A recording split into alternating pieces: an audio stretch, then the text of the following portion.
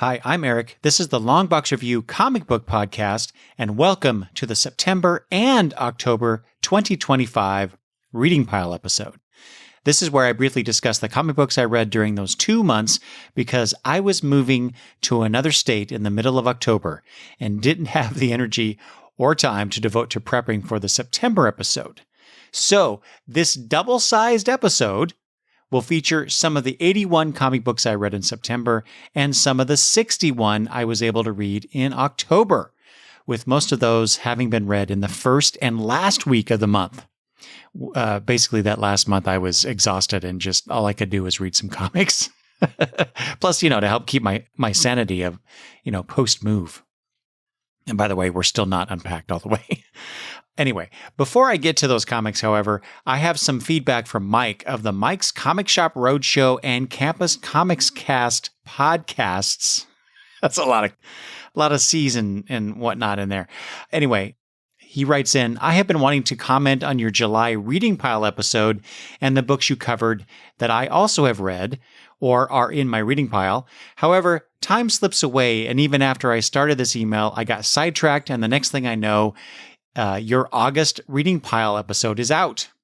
So although my original intention was to comment more fully on these books, I'm going to give the abbreviated version, something that Mike and I have in common for this episode. Anyway, so he starts off with Lazarus Fallen, number 1. He says, been on my to-read pile for a few months, but has moved to near the top since I recently read Kill or Be Killed. And I also want to read the main Lazarus series first. And so Mike and anybody else out there who might be in the same situation as Mike, I want to encourage everyone to read Lazarus. It's easily in my top 5 indie series list, easily top 10 comic book list of all time as well. He goes on to say about Krypto, the Last Dog of Krypton, number 1. I have loved this whole series. I've read through issue 3, Legionnaires 8 through 18 and 0, which are the issues I covered in that episode. He says, I am glad I sold my Legionnaires collection, having heard your recent thoughts. While I understand why Mike sold those issues off, it still pains me because it's Legion comics. And I found out after that point, after the reboot, they did get better. He says about New History of the DC Universe 1, it is okay, but it's hard to match the original. Agreed, Mike, for sure. And then finally, Superman Treasury 2025, he says, I really dug this and hope they continue the trend with a Supergirl Treasury next year to coincide with a movie, which I think is a fantastic idea. Oh, wait, I should have said this, which I think is a super idea. All right, enough of that. Let's get into my thoughts about some of the September comic books that I read. Please note that my reviews will be even more terse than usual to get through 2 months' worth. So starting off with the September books is Groupies number 5. I finished that series. I was so excited to read the end of this Tula Lotay illustrated extravaganza. But the story itself just kind of ended, and not satisfactorily for me. The big bad of the story isn't so much defeated as bargained with, and the remaining girls just sort of go on with their lives. But maybe that's the point? When you experience tragedy and trauma as they have, what choice do you have? So, again, this is a beautifully illustrated series. I ordered, I believe, or I will be ordering, I don't remember now, the collected version, just because I love Tula Lotay's art. But yeah, the story is didn't end the best way, in my opinion. But to each their own. Next up, Cheetah and Cheshire robbed the Justice League number 1. This is the new series from Greg Rucka and Nicholas Scott. The first issue does what it should. It sets up the premise and makes us interested in reading more. But it's Rucka in his Front Toward Enemy newsletter, I hope I got that name right, talking about the heist story structure generally and what he's doing with it in this series that makes reading this series even more enjoyable so far. I've read issue number 2. I'm not going to talk about it, but I'm liking the story so far. Ultimate Spider-Man issues 7 through 17. I had a bit of a binge on that to get caught up. I don't recall the issue when the reveal about Gwen Stacy happened, but that was an interesting development. I won't say anything spoilery about it. However, I'm not a fan of time skipping in so much in stories, whether they're comic books or in movies or television, whatever. Both Peter and Harry are captured for weeks, or maybe it was even a few months. I don't recall now. And we see very little of that. This whole series just seems to be driving to the end for its own sake. And I know that's kind of the point, because the ultimate universe setup that we have with the Maker is coming to an end soon. Maybe even by the time that I release this episode. But I expected a little more nuance from Hickman on this. Next up is The Wild Choir, She Used to Be Me.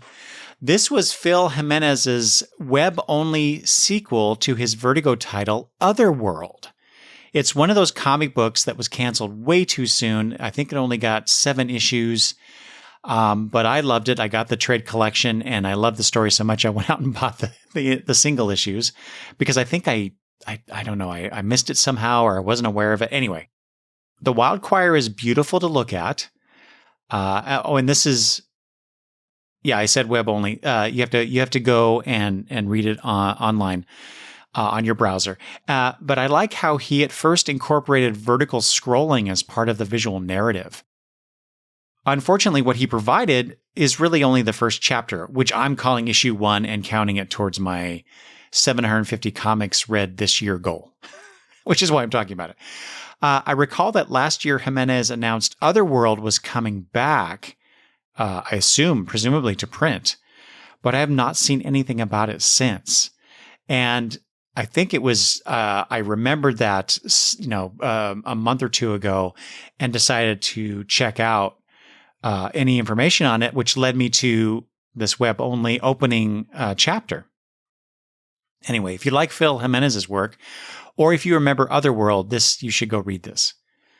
Although, given that we only get a little bit, maybe it's not a very satisfying read, but it sure is good to look at.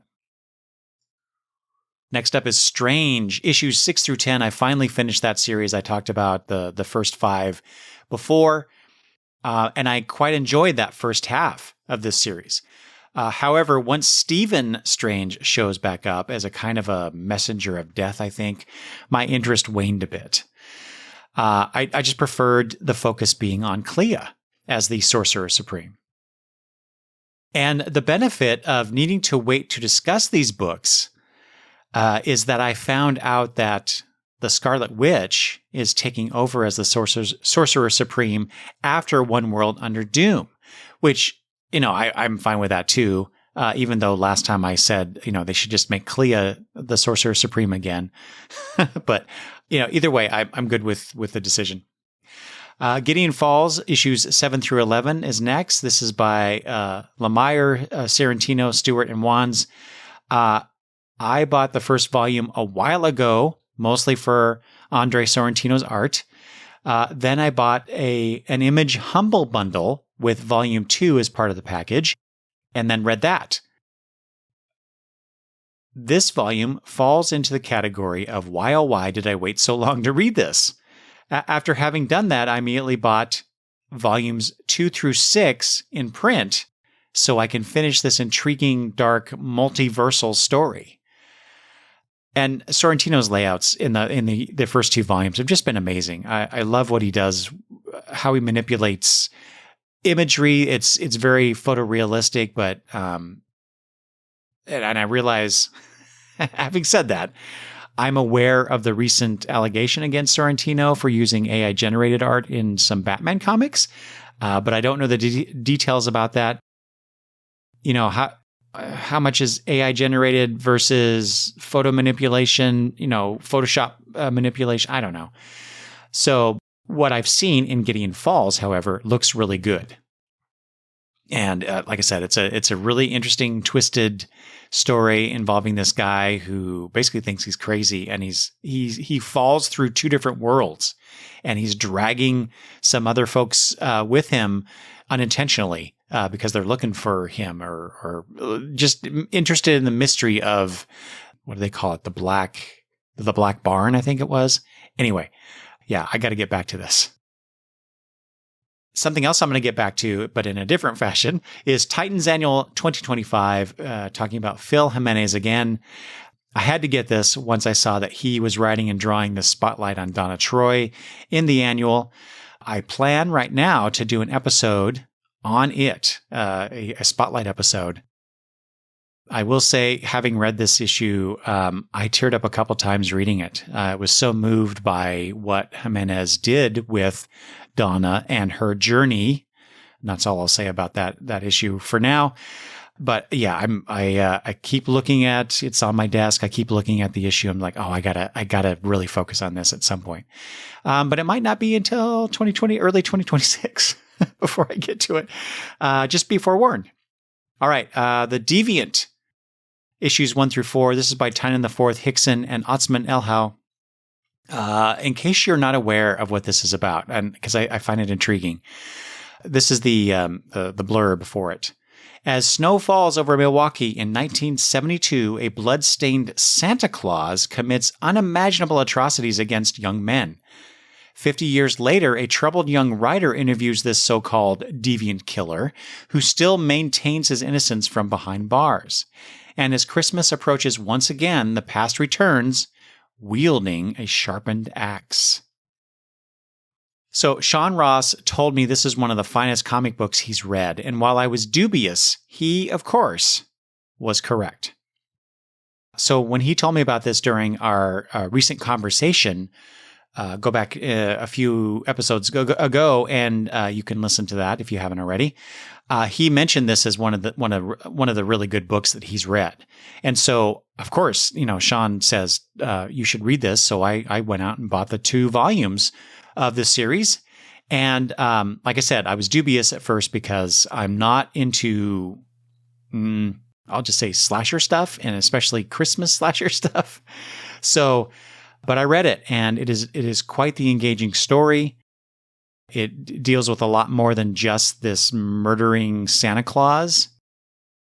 There's a lot of trauma involved in the characters, closeted gay men, and coming out and dealing with that. And it's just, I thought it was really well done.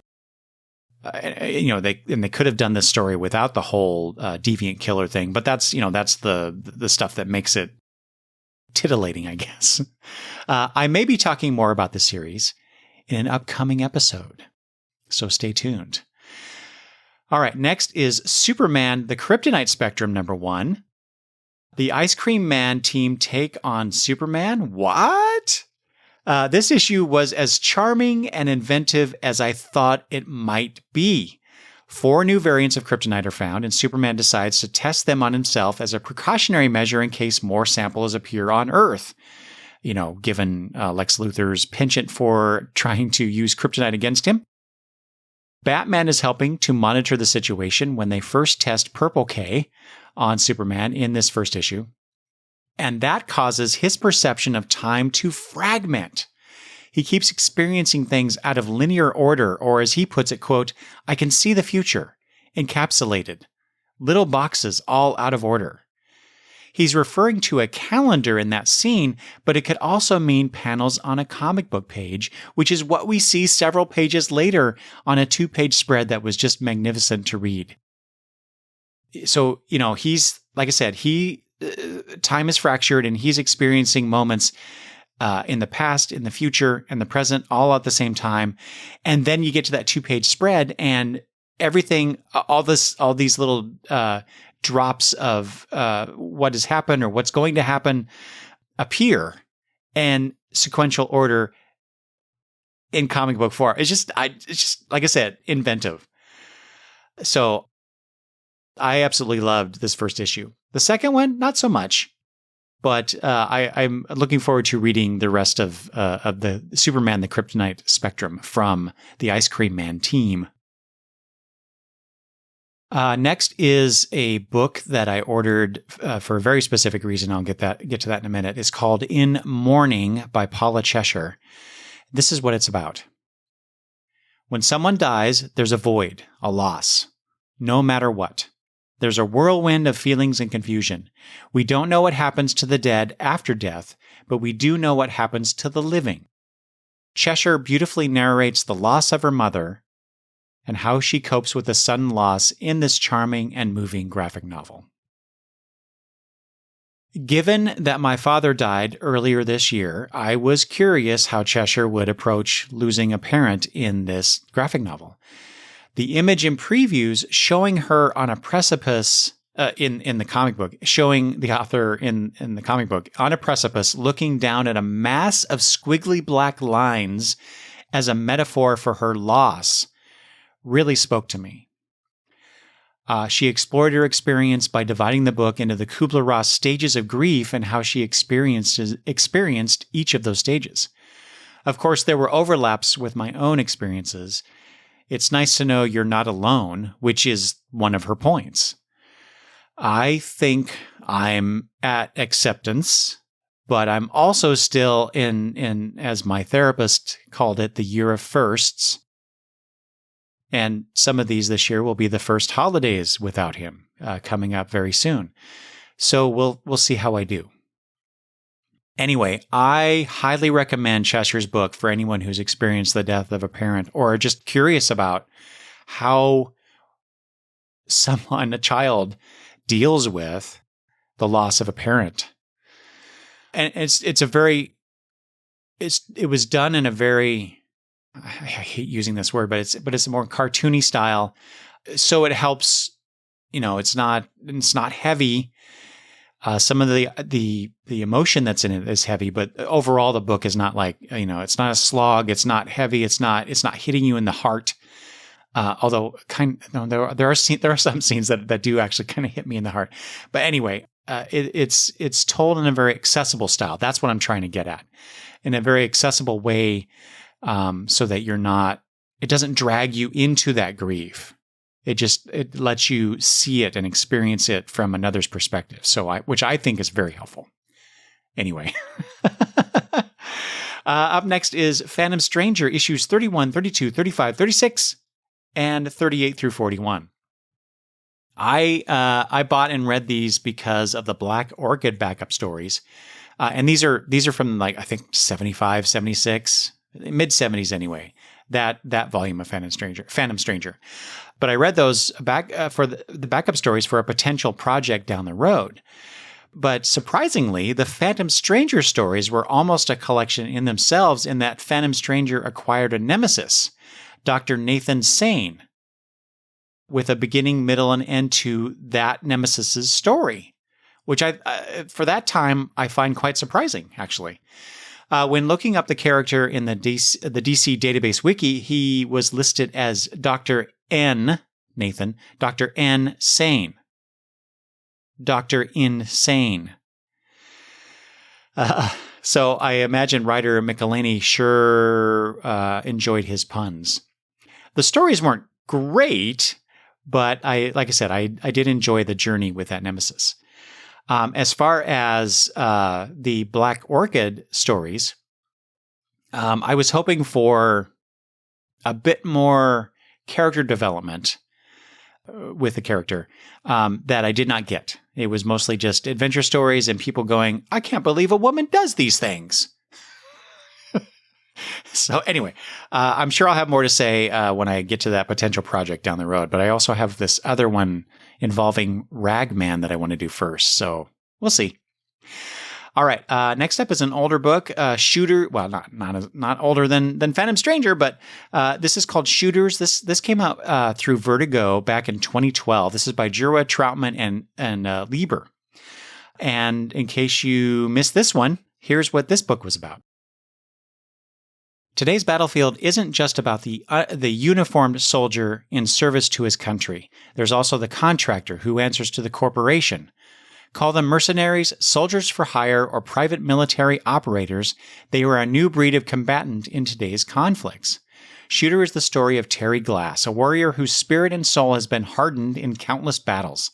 When a horrible accident shatters his world, Glass finds himself waging a private war on several fronts, against his career, his marriage, and ultimately, his faith. Shooters tells a story of modern warfare that will stay with you forever. And that is not hyperbole. I first heard of this book from Jura and Troutman when they were at a Spokane Comic-Con, now called Lilac City Comic-Con, that I attended years ago. They were on a panel talking about their book, which was drawn by Steve Lieber, and I was intrigued and wanted to get it. Someone in the panel, I remember this distinctly, someone in the panel asked a question I felt was tasteless and disrespectful, though I don't recall the details of that. And so that made me even want to get the book, or made me want to get the book even more, as I guess some sort of weird show of support for the creators.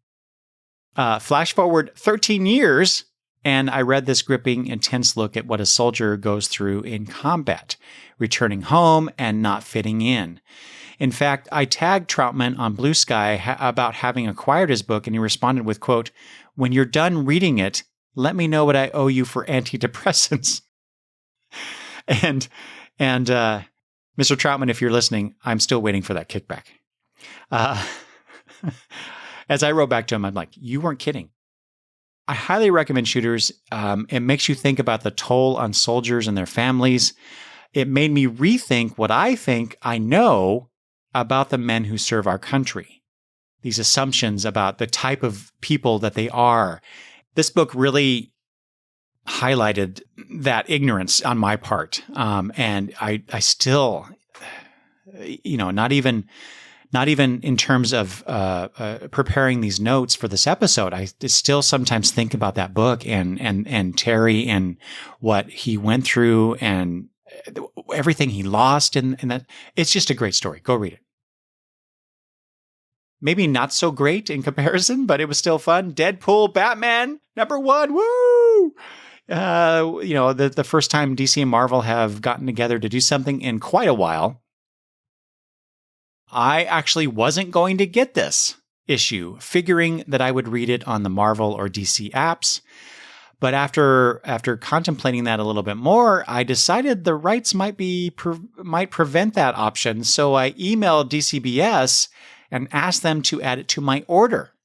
Surprisingly, they declined, saying that FOC had passed, which, that is a typical thing. If you don't, final order cutoff, if you don't make it, you probably aren't going to get that issue, at least pre-ordering it.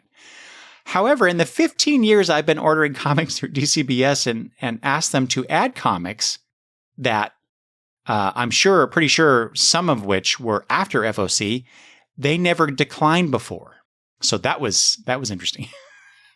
Maybe the demand for this particular cross-company stunt is such that ordering it late, as I tried to, was simply not feasible.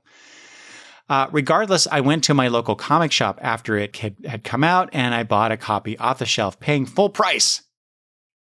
So it better be good, right? As far as the stories in it, the Deadpool versus Batman main story was fun. Deadpool was enough like the Ryan Reynolds movie version of Deadpool to not be overly obnoxious, although, your mileage may vary on that assessment. And I like the jokes at Batman's expense that Deadpool was cracking. But, there really wasn't much to it. And that's the thing about this anthology type situation, because all these stories are really short and there's not much to do there. The Wonder Woman Captain America team up was what I would expect of such a pairing. In my mind's eye, this is kind of what I expected to see between the two of them and their interactions and stuff. So, although it was told in this, we're going to cover decades of time over a few pages away, and I just don't like that. Never have. Don't think I ever will. Likewise, the Krypto and Jeff short was cute, as was the Rocket as Green Lantern 2-pager, focusing more on more gags, more jokes. The logo a bit near the end, or at the end was fine as well. But, like I said, they're gags. They're barely gags. They're just one or two quick jokes and that's it. There's only so much to say about them. They were fine. However, I did quite enjoy the Daredevil and Green Arrow team up by Kevin Smith and Adam Kubert. mostly for the latter's page layouts and action scenes. I especially like the end with the boxing glove arrow gag, not to mention that Smith worked on both characters in the past, so it's a weird sort of reunion that, for me, really works. What didn't work for me, however, was the Dark Knight Returns Batman vs. Old Man Logan by Frank Miller. Enough said. Given that Grant Morrison is going to write the Batman Deadpool story for the DC version, I'm actually quite excited for that. I did pre-order that one from DCBS and got the Nightwing X23 cover by Redondo. So, yeah. Okay, next are some comics that I read through Prime Reading. This is Ghostbox 1 through 5 by Carey, Raimondi, and Villarrubia. This is what this is about. Two sisters, Chloe and Jan Pierce, come into possession of a carved wooden box and discover that it has magical properties. Anyone who dies in the vicinity of the box goes neither to heaven nor hell, but into the box itself. This makes the box a priceless treasure to the soul-devouring monsters known as the Estival, who will stop at nothing to get it. All the sisters want to do is get rid of the thing, but when Jan dies, spoilers, and the ghost box takes her soul, I really don't like it when they reveal plot points in the book blurb. Anyway, when the ghost box takes Jan's soul, Chloe faces a stark choice. The Estival will keep coming for her so long as the box is in her possession, but if she gives it up, the monsters will devour her sister's soul. The word echo here is, they should have rewritten this. Anyway, like I said, I saw this on Prime Reading, and given that it was written by Mike Carey, I had to give it a go. I thought the creators did a fine job with the sisters and their relationship, both in artistically and, just how they interact with each other and their conversations. When Jan dies, however, the narrative becomes slightly imbalanced, meaning I wanted more of the Ghostbox world that Jan was in, rather than what Chloe had to deal with in the quote-unquote real world. Still, this is an idea that could go on for a while, telling stories about the ghosts already in the box when Jen arrives, or whomever possessed the box in the past or future. I think I saw a trade collection being solicited, or maybe it already was, and I ordered it. Again, I don't recall. So if this sounds interesting to you, I recommend it. All right, the penultimate September comic is Fantastic Four number 33, the final issue of that volume. I never, ever would have imagined that I could care about Herbie. I've hated that robot since I first saw him in the 1978 Fantastic Four cartoon. I shouldn't be surprised that Ryan North and artist Corey Smith could tell a tale that made me fall in love with the little guy. This was a great way to highlight Marvel's first family through the lens of a supporting character before the series started over with another issue 1 that I will talk about for next month's comics. And finally, for September, Hello Sunshine by Keezy Young. Here's the blurb for this one. In this lush and romantic queer horror graphic novel, a troubled teen disappears from his small town, sending his loved ones on a paranormal journey to bring him home. Noah is heartbroken. He returns from Bible camp to find that Alex, his secret boyfriend, has had a breakdown and disappeared. He wishes more than anything that he hadn't left that day. Sky is determined. She'll stop at nothing to find her childhood friend, even if it means alienating the people she loves. Izzy is ashamed. She knew something weird was going on with Alex, and she didn't say anything to her boyfriend, Jamie, Alex's twin brother. If she had, would Alex still be here? Jamie is angry. Angry at Alex for being gone, angry at himself for not noticing something was wrong, and angry at his long-dead mother, Desdemona, who had problems of her own. But what if there was something more to Desdemona's demons? Why is Jamie seeing her ghost? And can he get past his hatred of her if it means finding out what happened to his brother? All right. Ever since I bought Young's Sunflowers one-shot a few years ago, I've been keeping up on what she has been working on, which turned out to be this graphic novel. Her lush visuals lend themselves to a supernatural tale such as this, but her grasp on these characters and their relationships is what made this book sing for me. Young is now on my list of creators whom I will buy anything they create. And I think she's already working on a sequel to Sunflowers or something like that. But anyway, highly recommend this. It says romantic queer horror graphic novel. Yeah, I mean, it is. In fact, if anything, if I could be editor, for a moment, I would say get rid of the paranormal stuff and just make it about these characters and finding their friend. But I mean, the paranormal stuff works too, but it was fine. I just feel like it'd be a much stronger story if it wasn't that. But then, it's not a fantasy book of any kind. So anyway, despite that, ignore all that because that story was awesome. And it was a great read, and I can't wait to see more from Keezy Young. So the other comics I read during September include the following: Absolute Superman number 10, JSA number 10, Resurrection Man, Quantum Karma number 5, Lazarus Fallen, issues 2 and 3, Batman and Robin year 1 number 10, Action Comics 1089, Batman Dark Patterns 7 through 9. I didn't talk about this because the story wasn't as interesting to me as the previous ones, but I mean, it was still great. Still, I don't understand why they don't just continue this series. The Knives, which is Brubaker and Phillips' latest criminal graphic novel. It's three interconnecting stories in the criminal world, and it's a delightful read. Exceptional X-Men number 9, Adventures of Superman 632, Wonder Woman 24, Batman Superman World's Finest 42, Superman Unlimited number 4, New Gods number 9, One World Under Doom number 5, Exceptional X-Men number 10. Oh wow, I should have put those together. Wellington issues 1 through 5. Superman number 29, Justice League Unlimited number 10, Absolute Wonder Woman 11, Absolute Martian Manhunter number 6, Ultimates number 13, Krypto, The Last Dog of Krypton number 3, Superman number 1, The Facsimile, Hero Cave, which is a one-shot that I hope to talk about some other time, and finally Action Comics number 23, also a facsimile edition. We're all familiar with the Golden Age, Silver Age, Bronze Age, and Modern Age of comics, but we can't still be in the Modern Age after almost 4 decades, can we? We don't think so. And that's why we started the Iron Age of Comics, a critical re-evaluation of comic books from about 1985 to 2000. On this podcast, we go beyond the chromium covers and the grim and gritty cliches, and take a deep dive into one of the most vibrant but divisive periods in comics history. That's the Iron Age of Comics, with new episodes every first and third Wednesdays of the month. And look for us on social media, where the handle is @Iron Age of Comics. Okay, now it's time for the October comics that I read, at least the ones that I'm going to talk about. And I'm starting off with a new number 1, Batman number 1.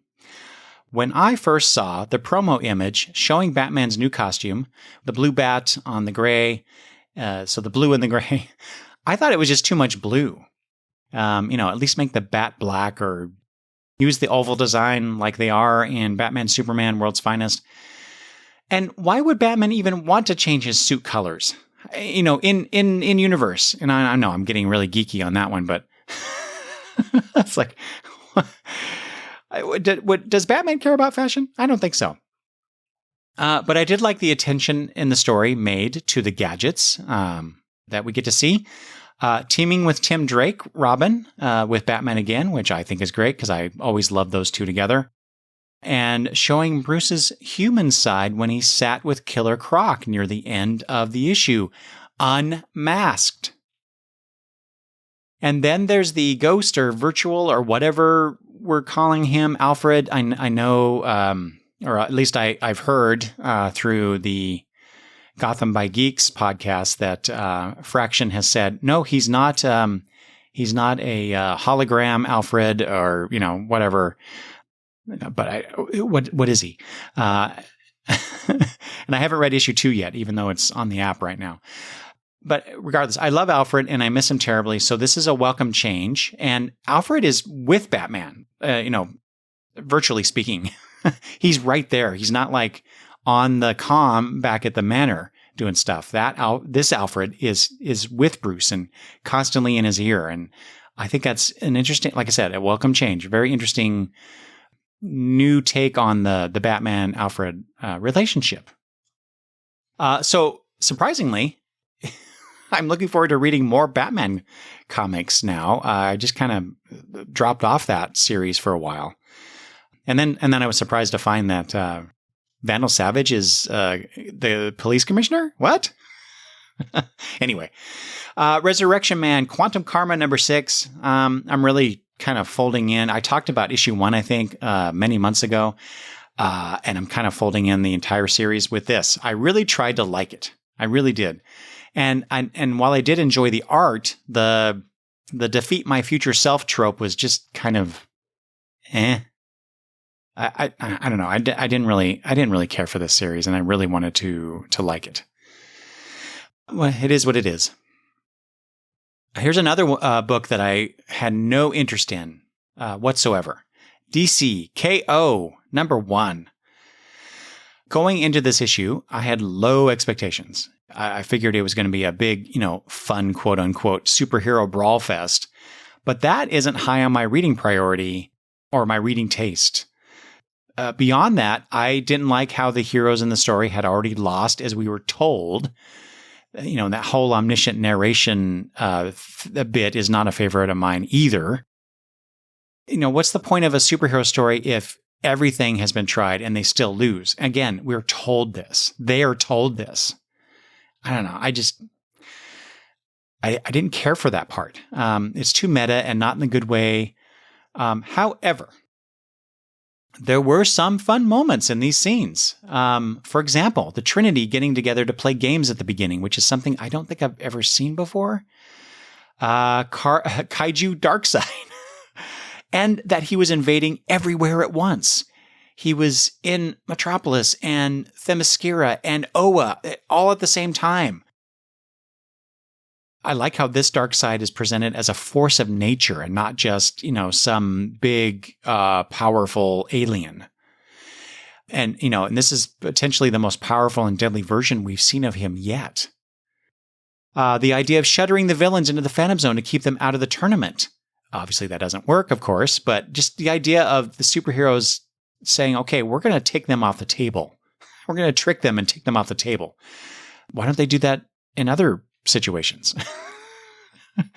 I think this is the problem with some of Snyder's ideas, is that they're cool ideas, but then when you think about it, it's like, why wouldn't they have done this before or since? Anyway. Another thing I liked was the focus on Superman, highlighting his will to win the right way, the hopeful way, despite the odds and the predetermined loss. He is the beacon, the light in the darkness for his contemporaries and, for us, the reader, in this losing tale, I guess. I am curious, though, will they lose sight of this going forward? Will Snyder his collaborators focus on different characters in future issues? Anyway, even if they do, I hope they come back to this whole idea of Superman being that beacon. Or the reveal of who the narrator is. But how does that work? How does the heart of of what it is? I don't know. So has this heart always had sentience? I don't know. And then finally, the reveal of the traitor within. So that there's some good things that are set up here on first read that I just kind of went and then on rereading it, I enjoyed it more. But I'm certainly glad I'm reading this on the DCU app and not buying it physically. In the back of the issue, they provided a winner's bracket. And here's who I think should win in those initial pairings. I believe I heard on CGS that the winners have already been determined or posted. I'm not sure. I haven't seen this, so I don't know who wins these. These are just the ones that I think, the characters who should win these. So, Superman versus Giganta, Superman. Wonder Woman versus Starro, Wonder Woman. Captain Atom versus Power Girl, I want Power Girl to win. Lobo versus Plastic Man, Plastic Man. I think Lobo is the obvious answer, and having Plaz win will introduce some potentially interesting story bits, given that he was a criminal, in the past. And he's just, so powerful. Guy Gardner versus Firestorm. I don't know who this Firestorm is, and I know that they're going to release a new Firestorm series. And I kind of want to choose Firestorm, but I think Guy Gardner would be a better choice. Swamp Thing versus Vixen. Swamp Thing. Jay Garrick versus Cheetah. I want Cheetah to win. Cyborg versus Batwoman. I want Batwoman to win. You can see a pattern here. I want the women to win for the most part. Aquaman versus King Shark. I hope it's Aquaman because I don't want Aquaman to lose another limb or something. Anyway, Batman versus Star Sapphire. Star Sapphire. And did you notice that that Joker's smile is over Batman's image here on the page? Is it just a throwaway thing, or does it mean something here? Connor Hawk versus Hawkman. Hawkman should win. Red Hood versus Damian Wayne. Damian, because I can't stand Red Hood. Lex Luthor versus Black Lightning. Lex Luthor, because he's Lex Luthor. Zatanna versus Barda. It should be Barda, but I want it to be Zatanna. Demon versus Supergirl. Oh, that was probably the one I paused on the most, because it'd be really interesting to see the Demon be in a more heroic role. But I chose Supergirl. I want her to be the hero of this story, especially after I read a book I'm going to talk about here in a minute. Harley Quinn versus Metamorpho. I want it to be Metamorpho. But it's probably going to be Harley Quinn. Anyway, I'm going to have fun seeing who actually won and why and how this progresses, despite my misgivings about it or my dislikes of the issue. So we'll see. My final thing about this issue, I will say, is that I hope letterer Otsmanel Howe got double pay for how many words are in this book. All right, next up, Krypto, the Last Dog of Krypton, number 4.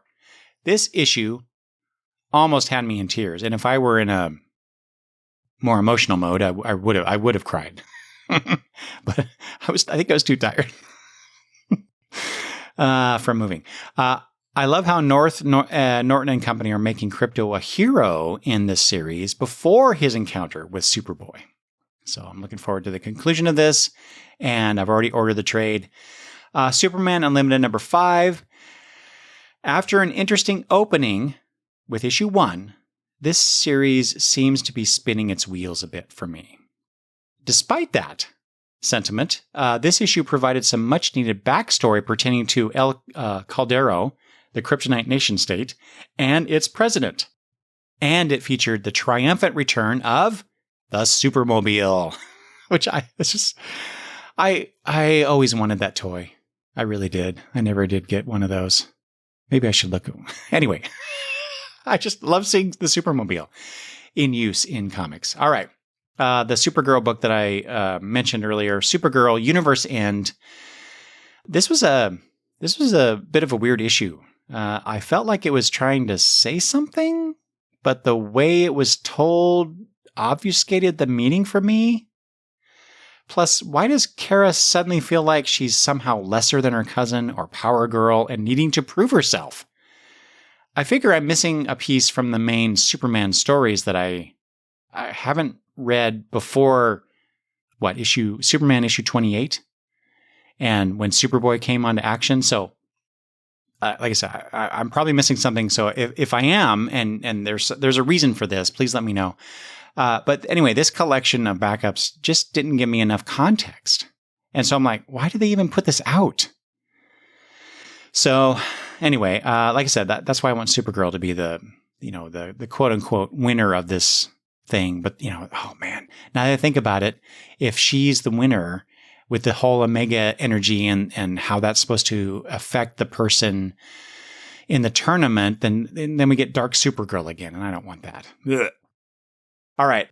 we're going to a great comic book collection here. Assorted Crisis Events 1 through 5 by Camp, Zawadzki, Belair, and Otsman Elhau. My God, Otsman Elhau does so many books that I read. All right. I think everybody knows what Assorted Crisis Events is about. Regardless, I've waited a long time to read this collection. I knew from the description of the first issue, I would be reading this series when it was collected. And then after that, over the course of the last 5 or 6 months, others were talking about it on podcasts, on social media, talking it up positively. So I had a bad case of FOMO with this one. But, I waited. And much like Ice Cream Man, this is an anthology series, but with a more sci-fi bent to it. The premise is that time and dimensional space is broken. You could be walking down the street and encounter dinosaurs or alien invaders from the future. There's even a recurring character in the Inventor that is shown throughout the series. Issue 1 provides us with the nature of this world and how it impacts ordinary citizens. Issue 2 plays with time and the Ouroborean nature of grief. I had a hard time getting through this issue because of the situation with the cows they kept showing. Ugh.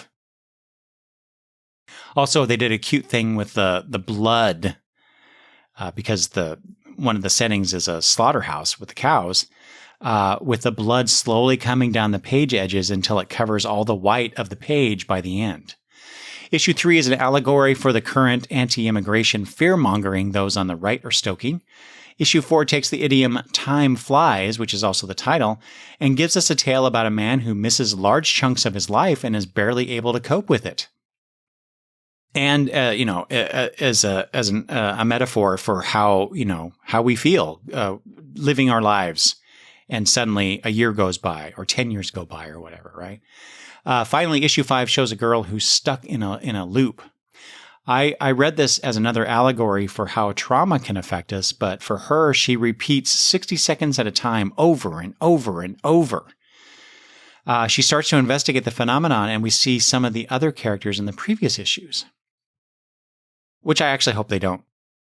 They don't need to tie everything together in this. I like how these are all separate situations and characters that all inhabit this world. They don't have to be, within the same geographic location. Not that they necessarily were implying that, but anyway. As far as the art, for this story, there's a lot of circular page layouts and things that go around, like ceiling fans or clock faces, which I really appreciated that. Okay, so this is all to say that this series, while depressing AF, is quite inventive on the creator's parts, and I can't wait for Volume 2. All right, next up is Fine Print, a graphic novel by Stephen Sept. This is the first comic I read on Global Comics, the Global Comics app. Thanks again to Matt on Blue Sky for giving me a promo code to test the waters out on that, and more on the app a little bit later. I question Sayach's choice of setup in the prologue, starting with a point of view character that is only referred to later, and then introducing us to the lead protagonist, Lauren. Why not build a prologue around Lauren and use Chapter 1 as a flashback to fill in the story or something? Anyway, the overall story about a woman who tries desperately to find love and then making a potentially regrettable decision was enjoyable and, great to look at. Sayach draws sexy characters really well. However, I almost prefer the otherworldly characters, the succubi and what were the cherubs? Anyway, I can't remember now. Cupid. They're cupids. Anyway, I wanted to see more about them and their predicaments. And I hope that Sayach is better able to find more of a narrative balance in the next volume. And he does say in the afterword that this is the world of Fine Print is something that is there's lots of different stories that could be told. He's trying to build a world that he could go into and tell this story and tell that story, that's great. But yeah, in terms of the actual story itself, it needs a bit of finessing here. in my humble opinion. Something that I think was done very well. It was Love Everlasting, issues 11 through 15 by King, Chartier, Hollingsworth, and Coles. Things are flipped in that we get Joan's killer cowboy's perspective in these issues and more behind the scenes machinations with whatever this experiment / intervention, whatever it is. I like how King and Chartier are pacing the story out. Volume 1 was the setup. Volume 2 was more, but with Joan breaking out of the pattern set up previously. And now this. I'm really curious if this goes beyond 5 volumes, because I kind of see this. It could very well end after 5 volumes, unless something entirely new is introduced in the next volume, I suppose. I mean, they did introduce a new... I think she's new character in the behind the scenes, so to speak, stuff. And we see Joan's mother as well. So yeah, there could be more than that. More than 5 volumes, I suppose. Reign, issues 1 through 5 are next by Hill, Thorogood, O'Halloran, and Lee. I got this book because it was illustrated by Zoe Thorogood, and I wanted to get everything that she has created. And I quite enjoyed this tale, set in a post-apocalyptic world where it rains glass nails. This is about loss, survival, and the lengths we'll go to for love. Thorogood does macabre illustrations so well, and there's lots of, eyeballs out of their sockets, and blood, and impalements, and whatnot. But, she also does the emotion on her characters' faces so well in a simple, clean style that is hers. I just love her work, and this was a interesting. There's a love story in it, but it goes beyond the tropes of, two people who are in love. That's the springboard for this, for the protagonist in the story. And she goes to great lengths to honor that love, I guess is the best way to put it, and the simplest way to put it. So, but good book. Quite a few surprising page turns in it as well. So, I really enjoyed it. I also enjoyed this one, Fantastic Four #1. So this is while this is a new issue, new first issue, Ryan North continues on as writer. So the continuity of character stays with us, but it's Humberto Ramos as the artist now. The cover features Sue front and center, and the story opens from her perspective. But the Fantastic Four's battle with Doctor Doom is quickly over when he transports them to different time periods, each in their own time period. Johnny's in, I don't remember what they called it now, but, he's in dinosaur time, a dinosaur time period. I think Sue is like at the end of the world. The sun is a red giant. So, things like that. I forget the other two now offhand. This has been my favorite ongoing superhero comic book for the last few years. And this first issue just seems like more of the same high quality, celebrating Marvel's first family. So I can't wait to continue on with this. And I've been getting all of the trade collections, even though I've been reading this on the Marvel app, because it's just so good. Ryan North is so good. He's one of my new favorite writers, and I'm trying to buy everything of his that I can get my hands on.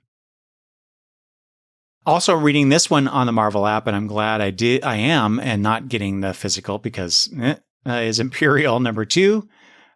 Like Ultimate Spider-Man, I expected more out of this Marvel cosmic extravaganza, given that Hickman's involved.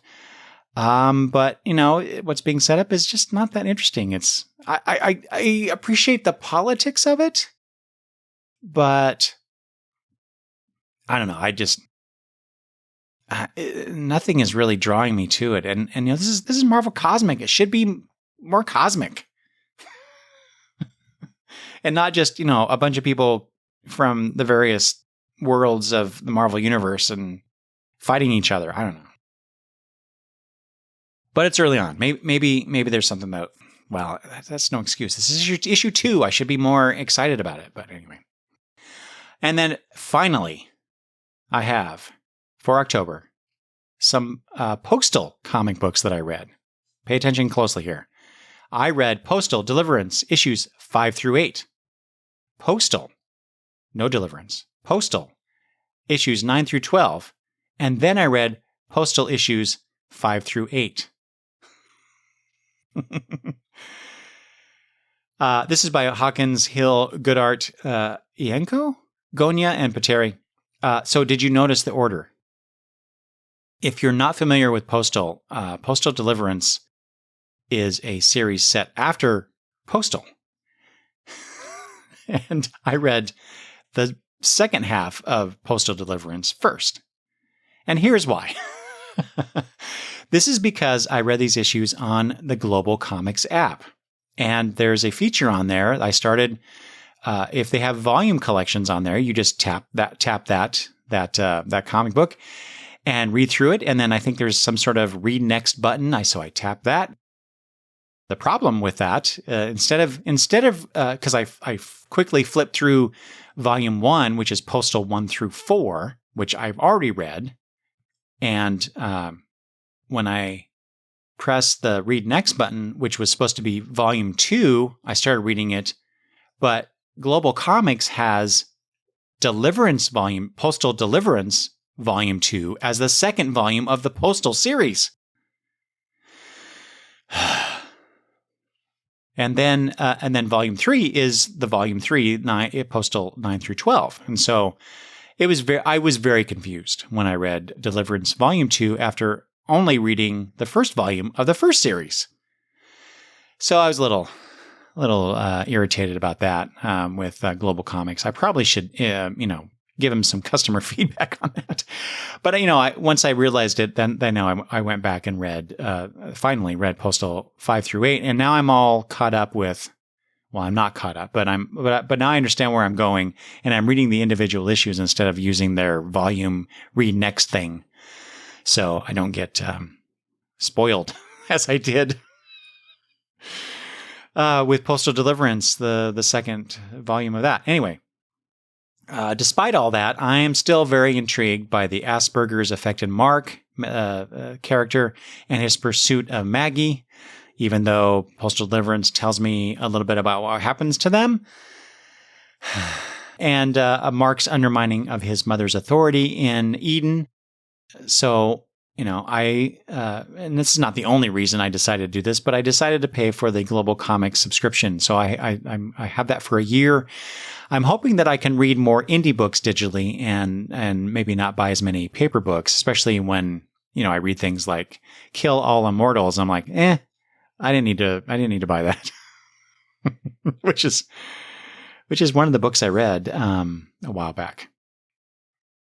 Why isn't that on my list? I just realized that's not listed anywhere. Oh boy.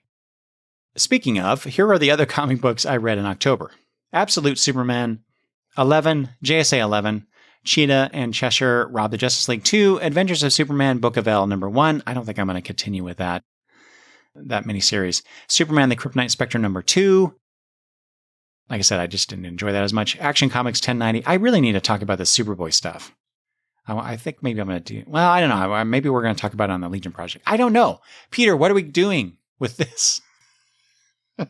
Batman and Robin, Year 1, number 11. Lazarus Fallen, number 4. Closer, one shot. New Gods, number 10. Batman, Superman, World's Finest, 43. Justice League Unlimited, number 11. Superman, number 30. Again, Peter, when are we going to talk about these? Because it's Justice League. It's Legion of Superheroes related. Absolute Wonder Woman, number 12. Wonder Woman, number 25. New History of the DC Universe, number 3. Oh, man, that has been, even though, like I said, when I talked about issue 1, it's a great treasure trove of information about the DC Universe, but the comic book itself, so disappointed in the way that's being told. Infinite Dark, issues 5 through 8, and finally the Deviant, issues 5 through 9. So the second volume of both of those series. So that is all I have for September, October 2025. If you have feedback about the comics I read this month and talked about, or even the ones I didn't talk about, please send me an email at longboxreview@gmail.com. Leave voicemail or text me at 208-953-1841 or converse with me via social media at Longbox Review. And I, just like I did with Mike's feedback, can, highlight it here on a future episode. Anyway, thanks for listening, and I will talk to you later. Bye-bye.